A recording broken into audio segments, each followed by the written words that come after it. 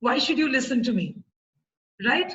Not just because I'm sitting here and because I have the mic at my disposal and because I can talk, um, but because I like to believe in all humility that I've been on both sides of being an interviewer and an interviewee for many years. As an interviewee, of course, I mean, I did my post-graduation in 1989, which is many years before most of you were born.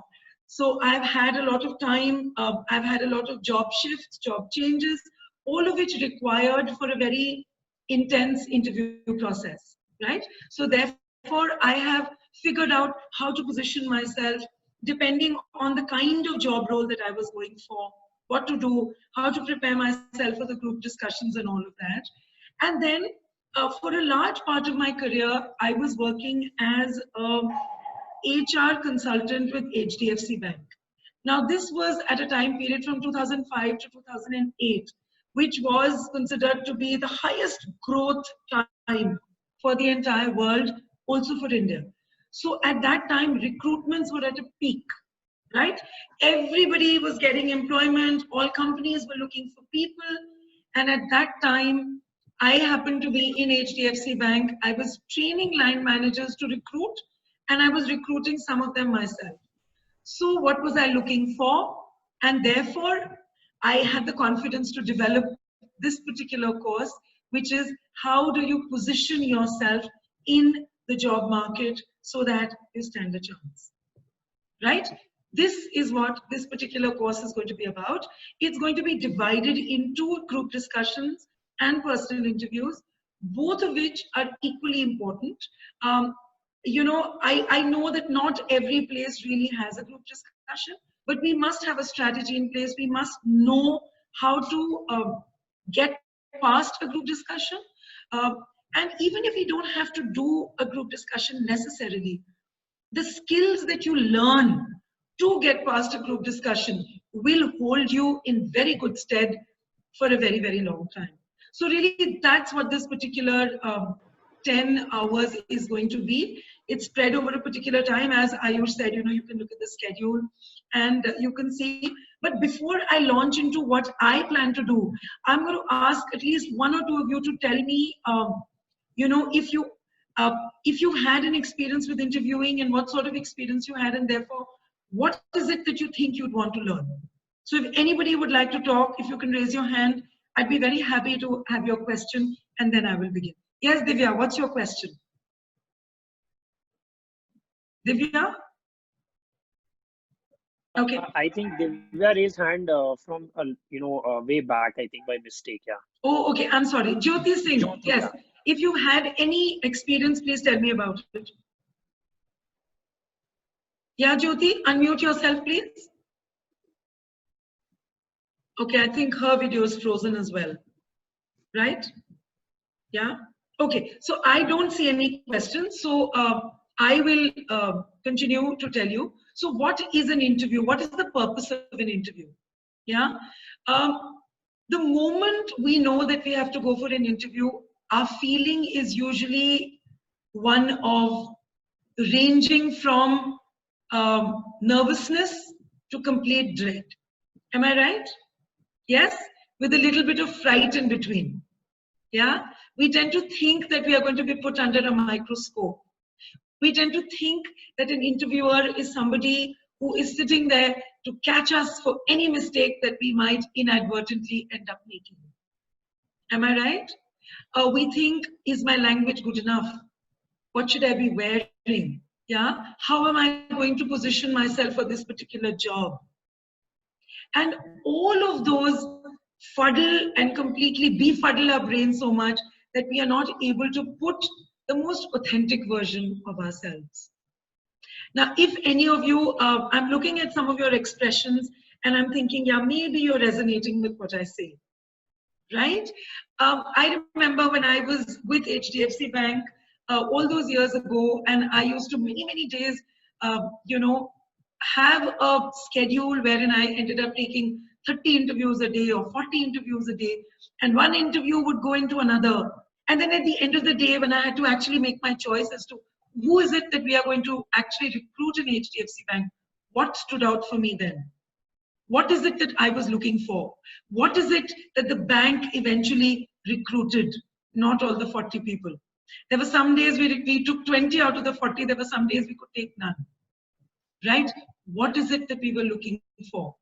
What really stood up for me was the people who knew how to put forth their own candidature in the most authentic way possible.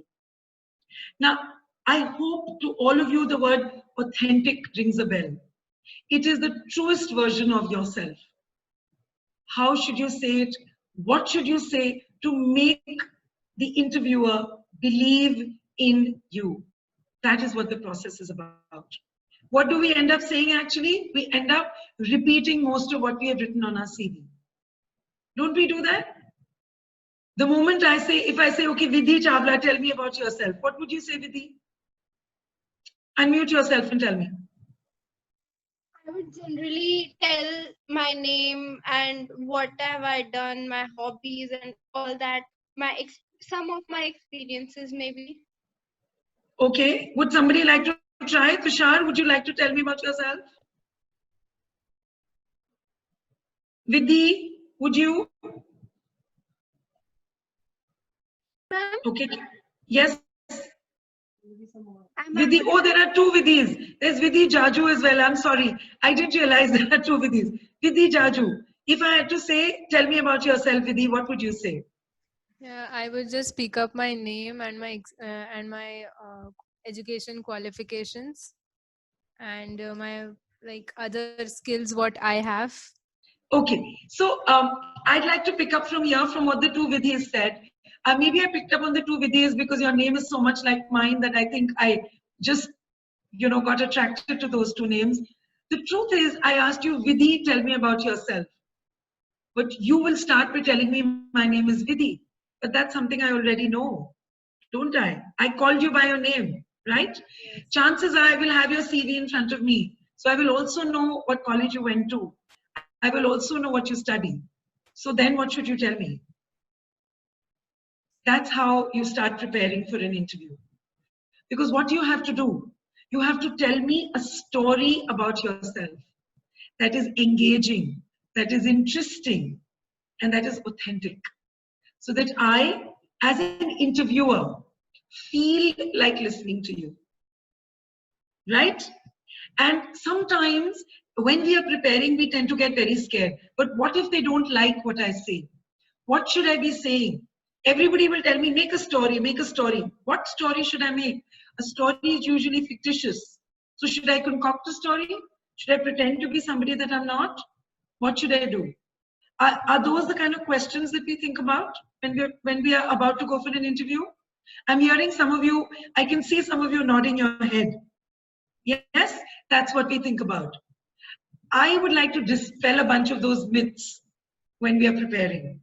I'm not going to come with any particular paper in my hand, a PPT, nothing. It's going to be a conversation between you and me so that these myths can be dispelled, so that you can actually learn that an interview process is not about rejection, but about acceptance, so that you view it differently. The interviewer also needs to accept people. They are not sitting there as monsters who just want to reject everybody who's coming on their way, right? So we need to view the interviewer differently. We need to internalize it completely differently so that we put ourselves forth in a different way, right? Somebody just raised their hand. Yes, please. Angelina, go ahead. Yes, ma'am. Go ahead. Yes, I actually have an experience with Amazon. At my first attempt, I cleared it. But after I left it, I wanted another opportunity and then applied for Ryan, which is an international company, a tax company. I have almost cleared 4 rounds, but the final round was a little difficult for me to clear. Final round was a simple HR round, but they asked me something about myself. And about yourself, okay. Okay, I went on like this, like I told my name though, and they were asking me something which was not in my resume. So yeah, I told them what was not in my resume, saying like I have completed an internship with one of the reputed companies, that is Amazon, and I've also told I've been a team lead in one of the colleges which I graduated from. Then that's what they stopped me at, and they were specifying me to tell about the values I possess. That was the point. About the values that you have, your values, is it? Yeah. Okay. But what values do you possess as a person? So Yeah. I was a little stuck at that time. So I couldn't tell. I told them few of them which I do not know were correct or wrong. Correct or wrong. So okay. that was one point. Can I answer that question, Angelina? Yes. So I obviously cannot answer it for you, because your values are only known to you. They're not known to me. Yes. Right? Yes. It is so. When you prepare for an interview, what is it that you have to do? You have to know how to put forth your values so that they become believable. So that they're believable, so that the company, why did they ask for your values? Because they wanted to know if there was a value match between you, the candidate, and the company, whatever it is. Right? There are some companies, the more reputed the company, the more stringent they are about value judgment and about taking in people who don't digress from the value space that they occupy. Right? So these are tricky questions to answer, but these are questions that all of us should be able to, because at the end of the day, they're only asking you about you, aren't they? It should technically be the easiest thing in the world to do, because they're asking you to talk about you. But we need to prepare. We need to prepare only so that we come across in an authentic way. Yeah. So through the hours that I spend with you, I will take you literally item by item onto what constitutes a behavioral interview.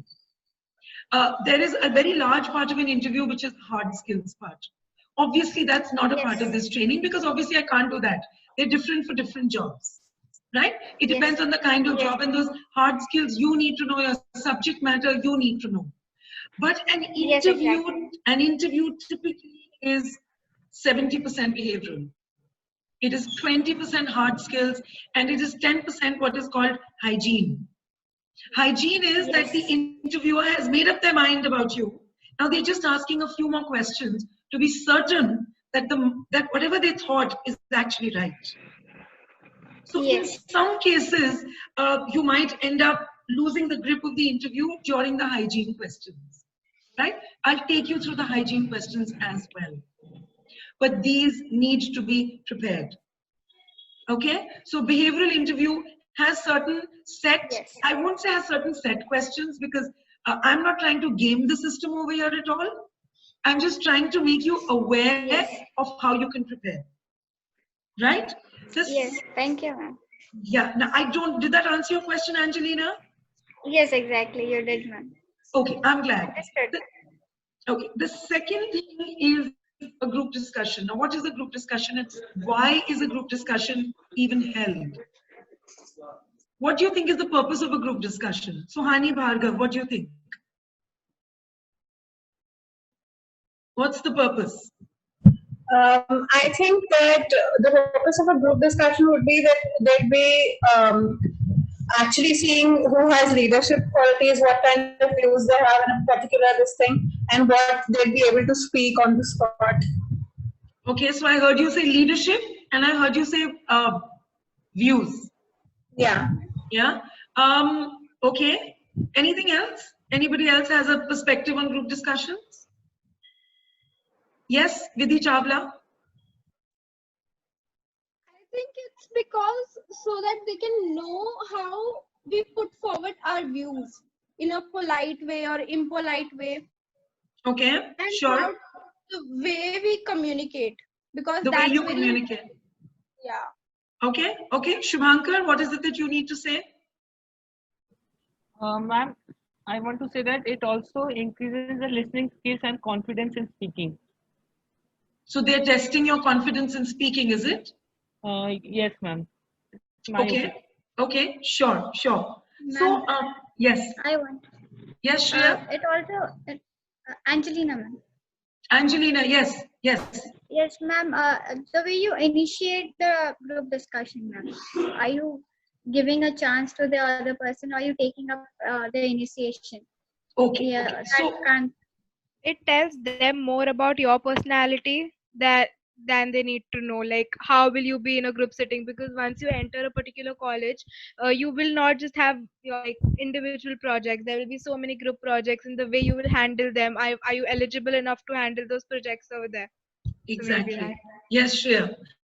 So yes, there are many, they are actually able to assess not just attitude, they are able to assess actually both attitude and skill from a group discussion. Awareness is a large part, and awareness comes across beautifully in a group discussion situation, right? Why is world awareness important? Why is it important for you to know who you are in the scheme of the country and in the scheme of the world, vis-a-vis people? Who are you? Because let's face it, our understanding of ourselves, because there are many people who will tell you, but I'm not interested in politics, why should I read it? Economics is not of interest to me because I'm a psychologist, why should I care? The truth is that politics, economics, every subject that we read about which lies in public domain is important because our awareness of ourselves is always in relation to something else, right? How do we know that we're a democracy? Because we know that there are other countries that are dictatorships, right? If we had no idea who others were, we wouldn't know who we are ourselves. So our sense of self and our sense of nationhood arises from our awareness of the world, which is why for companies it's very important to know that you have a perspective. Now, how do you build a perspective? How is it that you prepare yourself for something where they could throw anything at you from the whole world? There is no syllabus. There is no particular book that is assigned to you, right? So how should you prepare? There are two very key skills that that are tested here. One is what do you know, and second, how do you put it forth? Which is more important than the other? Very hard to say, right? Both are equally important. You have to prepare for both. So how will you conduct yourself in a group situation? Do you know anything, or are you just trying to speak? Do you have the humility to accept that you don't know something? All of that becomes a part of preparing for a group discussion, right? Typically with 8 or 10 people that are sitting with you, you become a part of that team for that short period, and they're able to see whether, I keep using the word they, it sounds almost like something frightening. What I mean is, the recruiters who are around, they're walking around, they're sitting there silently, and they're just observing you. And they're able to tell so much. And we tend to get a little intimidated, don't we? We tend to get a little bit scared, saying, oh my God, what if I end up saying something wrong? Yeah? So how do we get to that place where we don't feel so intimidated? And my take on most things is prepare. Yeah. When you listen to somebody like Barack Obama, who's probably the world's best public speaker, speaking, and he tends to speak with so much elan and style and calm and quiet, isn't he?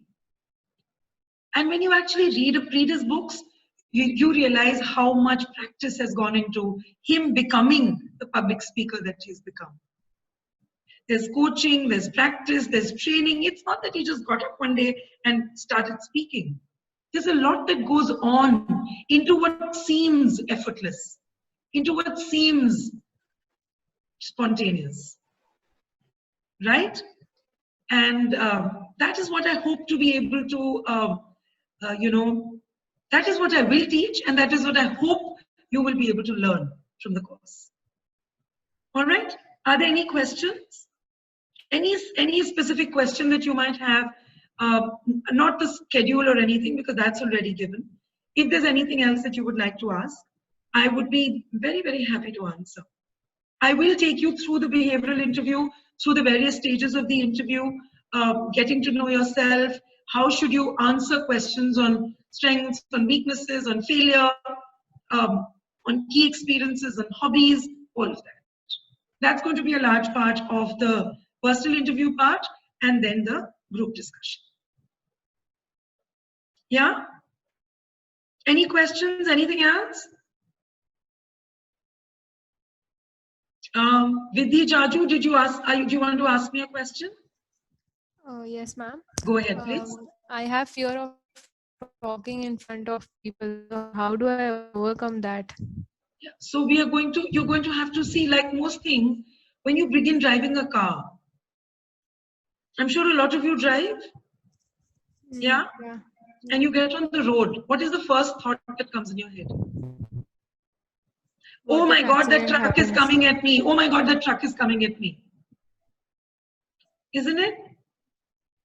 And then what happens? Yeah. And then what happens after that? Does the truck come to you? No. How do you get better? How do you get Drive better? smoothly. How? Your confidence. After practicing. You have to practice. Exactly. You have to practice. There is, nobody can give you a month that you're going to do it. You have to practice. You have to sit and prepare and learn and practice. What is it that gives a person the ability to come on to somebody seemingly ill-prepared, but very prepared? What is that? What is that balance between looking completely spontaneous and being thoroughly prepared? Isn't that the most charming thing in the world? I find it incredibly charming. I hope all of you do too. Yeah? What does that take? So my analogy is one of driving a car. Did that answer your question? Okay. Yes, ma'am. Somebody Thank asked me you. a question just now. Somebody asked me a question on group discussion. Let me see what it was. I think I have it on chat. How can we be better regarding body language in a group discussion and personal interview? Yes, so that is something that I hope to answer in 10 hours. I don't know how I'm supposed to answer it in 2 minutes. Yes, that is what the whole thing is about, isn't it? How do we get better at this? This very important portal that all of us need to cross, whether to take admission in a college or to get a particular job, or even as a mid-career transition. We need to constantly keep doing it. Even as I'm 53 years old. Even now, so many times I have to be interviewed. Right? How to go with follow, ma'am. I'm sorry, Raj Lakshmi, I didn't understand what that meant. You'll have to ask me. You'll have to ask me this question. I didn't get the question at all. Okay, so I have a question. This is Rajesh. I'm the parent.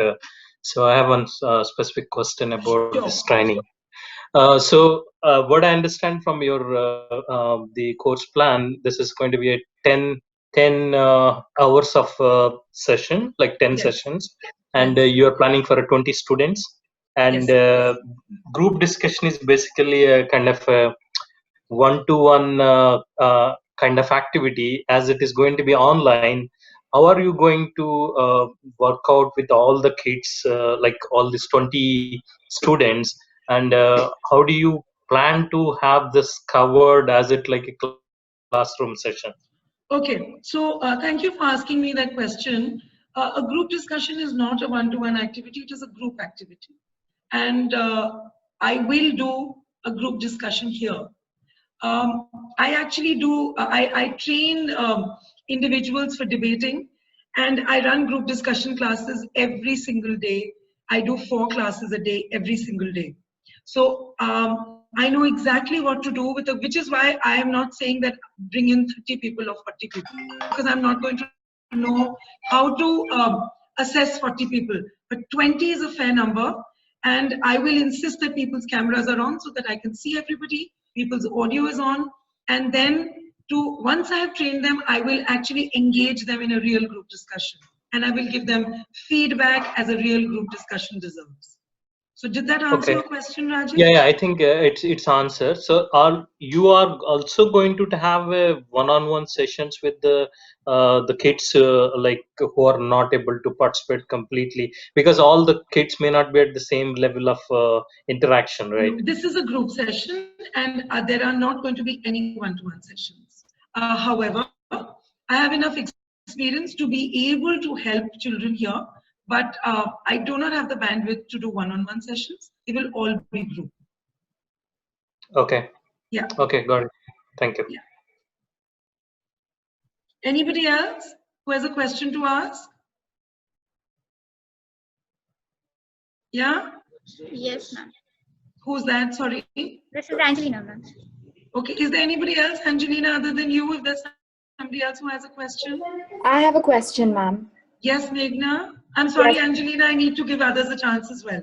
Yeah? Yes, Meghna, go ahead. My question is that I've heard that there's certain facets in a person's personality, or maybe a vibe that they give off, or their aura, which makes which immediately disqualifies them in the eyes of the recruiter or the interviewer.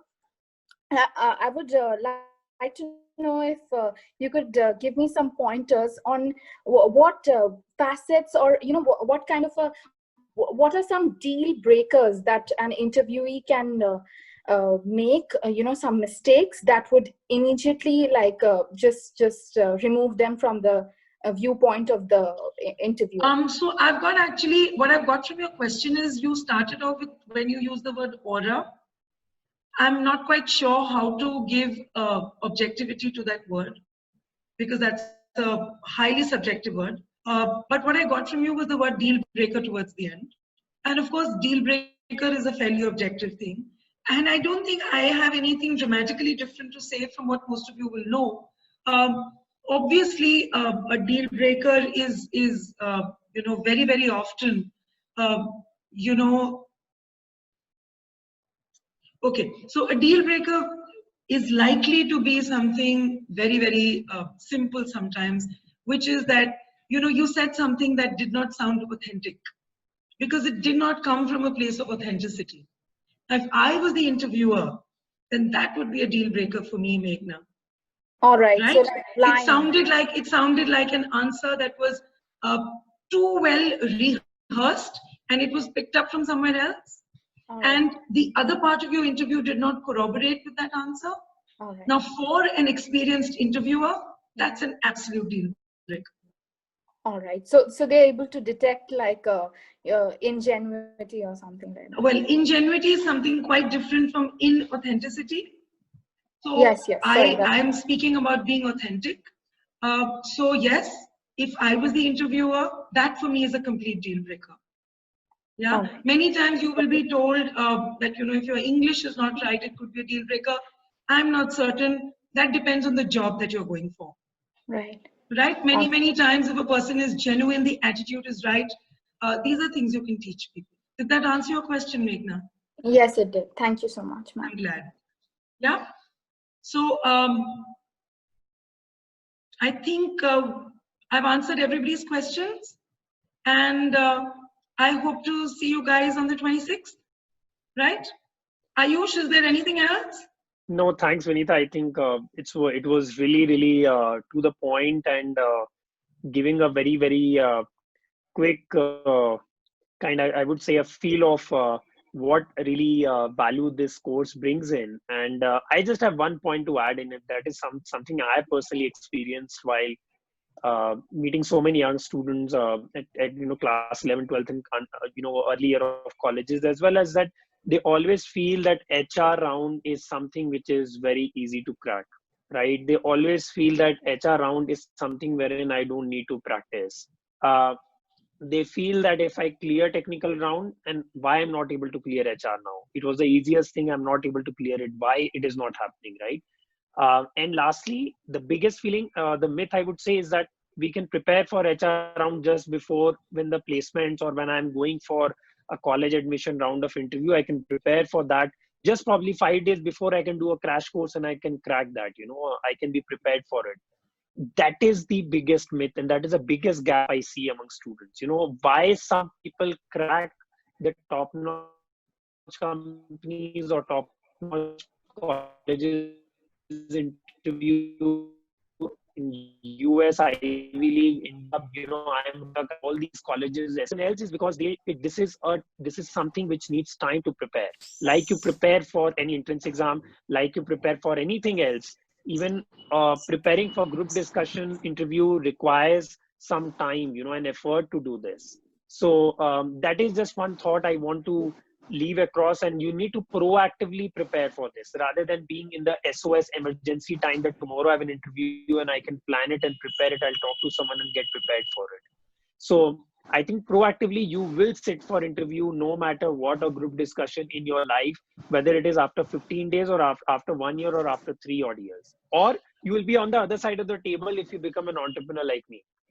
Right. So either of the ways you will need this skill, and that is why we started with this, and that is what the fundamental of IDX is, of bringing in those skills which are not probably taught in the education system, which is there, and they do a good job, but there are some things which they are not able to do, and that is where we want to fill in the gap through IDX, and that's what I would end up this thought with.